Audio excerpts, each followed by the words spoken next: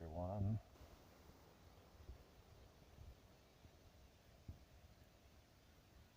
I'm sorry about this. I'd rather not make too many videos at all. I'd rather feature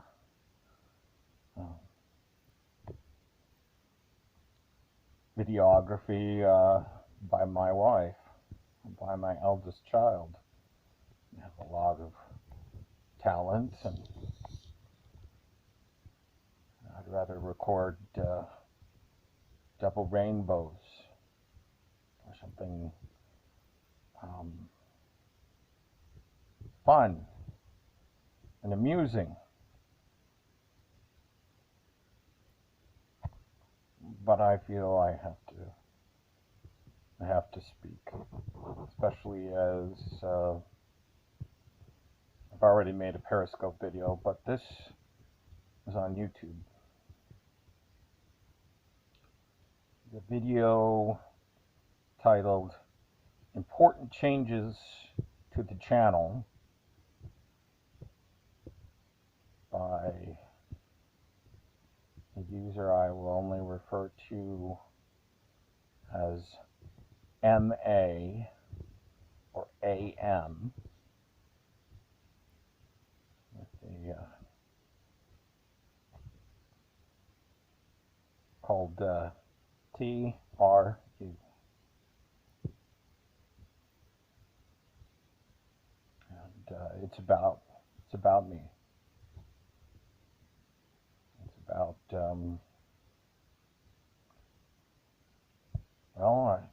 all the statements that have been made are slanderous.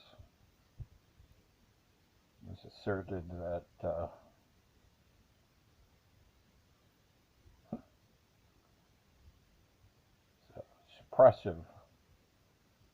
oppressive user,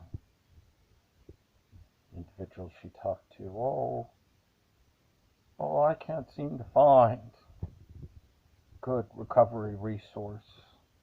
I'd like to join, but Jack is there. I don't feel safe. Now, I wish I could show you other people I know, people I'm very close to, who have said they don't consider me a mean-spirited bully. But it's been about a month since I received terse email, essentially shadow banning me from the community. Very terse email that stated I was specifically disinvited. I was not to contact the host, nor interact or comment or anything like that in any of the projects that they were involved in. It was titled "From the Complex Post-Traumatic Stress Disorder, or CPTSD Foundation." This had my address. The only reason why she had my address is I'd sent her a few years ago a Christmas card. I stated that, if I violated this in any way, I'd be threatened with, an inference, really. It suggested that I might run afoul of a code of law in Hawaii about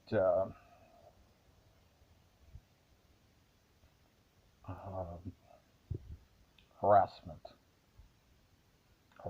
by stalking. So it's been about a month, as I said, and I have ceased contact. Not commented or attempted to make any kind of communication, but I'm very, very disappointed. This is not the first time that this has happened. And I will say, I will be so bold to say, I think this is a matter of politics. I think this is a matter of third wave intersectional feminism, and the assumption that a person like myself, just barely hovering on the edge of the autism spectrum, atypical Asperger's, I have difficulty expressing myself clearly. I have trouble with social interactions, communicating my intent clearly, and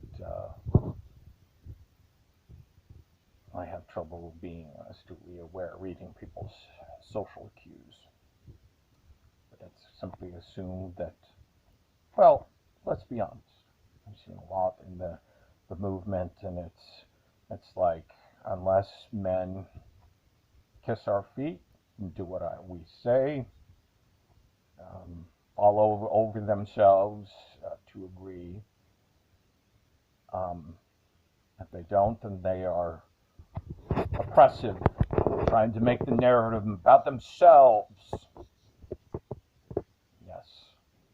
Yes, that Emily Linden who said, oh, it shouldn't matter if there are a few innocent men that have their lives destroyed, it's worth it.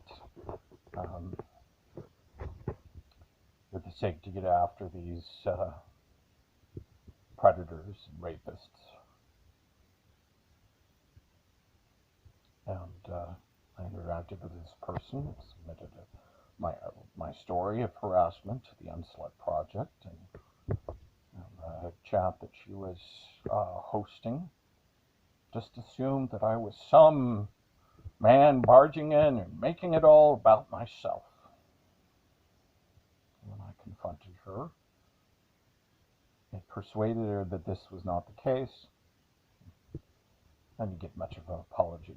So I can tell you that this individual, it's true. She doesn't care if innocent men get hurt in this sort of witch hunt. And so it seems for this organization, and also, sorry, Sue, CSAQT. Jack's just a oppressive, mean man who's trying to come in and make everything about himself. I volunteer for TRU, try to help moderate some comments for a busy host. Oh, I'm coming in and making this all about myself, coming in like I own the place. And that's a quote from the video, some important changes to this channel. And I don't have to just sit by and accept that. It has been a month, as I said. I've not made any communication or contact. I don't intend to. I'm very disappointed. This individual, who I thought was a friend, I had intuitive gut feelings that not everything was all right, and some nagging impressions that I felt that there was a dark and possibly narcissistic side to this individual, but I really didn't really heed those promptings until it was too late. Anyway, to a number of people, Ann Austin, Malta McMurphy, and probably a whole lot of others I forget. If you didn't do the math, you didn't manage to figure it out, I'm sorry. I'm sorry you had to find out this way. And to those who were triggered and upset, well, I'm sorry. I am sorry that you feel this way. I never intended to come across as seeming uncaring or cold or mean or oppressive, but it's not true. And I'm very disappointed that you've promoted gossip and backbiting. I just don't have time for that. I got enough of that from my narcissistic mother, who gossiped about everybody. I don't want to hear. I didn't want to hear about my mother's co-worker's vagina falling out, or I didn't want to hear what she thought about certain neighbors, things like that. Things, quite a few things that I'm sure if I explained it to you, you'd say, why is that any of her business, and why is she even talking about that? No, I don't have time for that.